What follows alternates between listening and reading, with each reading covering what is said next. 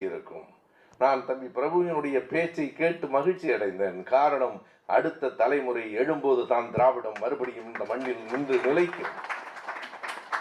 எழுச்சியாய் சொல்லுவதும் சுருக்கமாய் சொல்லுவதும் கவிதை என்றால் தம்பி பிரபு பேசுகிற போது அந்த பேச்சின் வேகத்தில் ஒரு செய்தியை சொன்னார். படி தாண்டாதே என்பது நீங்கள், படி தாண்டு என்பது நாங்கள். அவ்வளவுதான். இதில் பல முரண்பாடுகள், பல போராட்டங்கள், பல செய்திகள் இதற்குள் அடங்கி விடுகின்றன.